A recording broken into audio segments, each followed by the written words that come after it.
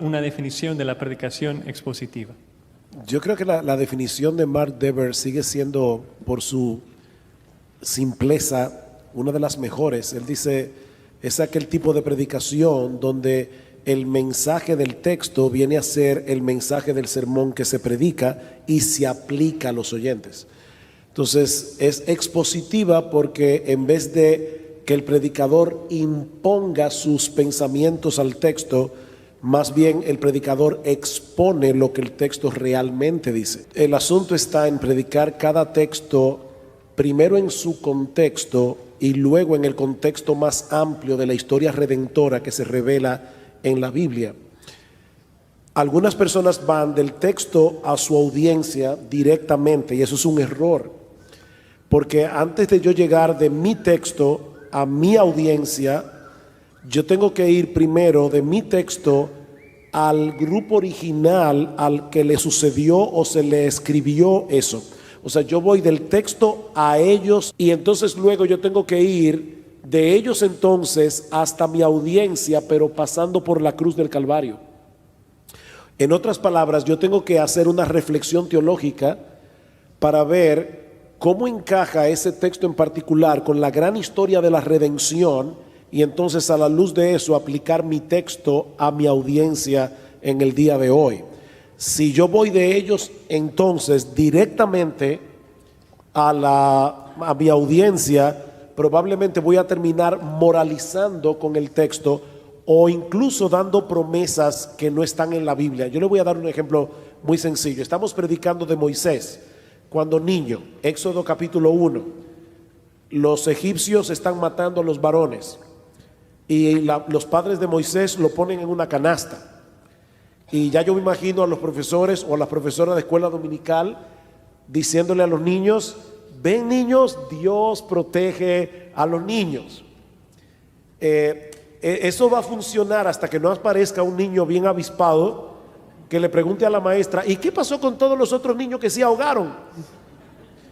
Porque el propósito de esa historia no es simplemente decir Dios cuida a los niños, porque lo cierto es que muchos niños israelitas murieron cuando Moisés fue preservado.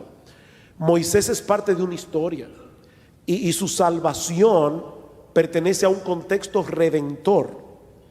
Entonces yo tengo que, a la hora de aplicar mi texto, hacer esa reflexión teológica y ver cómo encaja esto dentro de la gran historia de la redención. Y es la manera de poder predicar a mi audiencia hoy de cualquier texto de las Escrituras. Háblanos de manera muy práctica, lunes a sábado, hermano Sugel, ¿cómo preparas un sermón?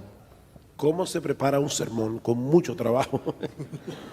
Bueno, uno comienza primero tratando de entender de nuevo el texto y estoy presuponiendo, ¿verdad?, que el que predica consecutivamente tiene la ventaja de que sabe ya cuál es el próximo texto que le toca.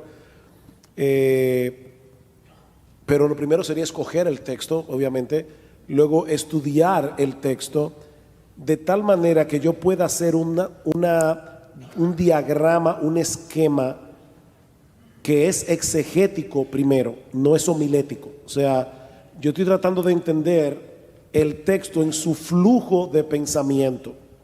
Y quiero decir algo aquí, yo no estoy obviamente en contra para nada de que se estudien los idiomas originales, en absoluto, hermanos. Pero quiero alentar a aquellos que solamente saben hablar español y no pueden estudiar en griego o en hebreo. Una buena versión en español con una buena gramática española te puede ayudar bastante a entender tu texto. Porque yo tengo que ver la sintaxis. La sintaxis es lo que me permite ver cómo esta oración se conecta con esta oración y se conecta con esta oración. Y cuando ya yo tengo este diagrama exegético, entonces puedo hacer mi esquema homilético. Cuando yo digo que de lo que yo voy a predicar este es el primer punto, el segundo punto, el tercer punto, y eso es básicamente lo que yo hago, es estudiar el texto hasta llegar a poder entender ese flujo de pensamiento del texto para luego ver cómo yo presento esto a la congregación y cuáles son las implicaciones que voy a traer a mi iglesia particularmente. Ahora, algo extremadamente importante, ese proceso completo debe ser bañado en oración.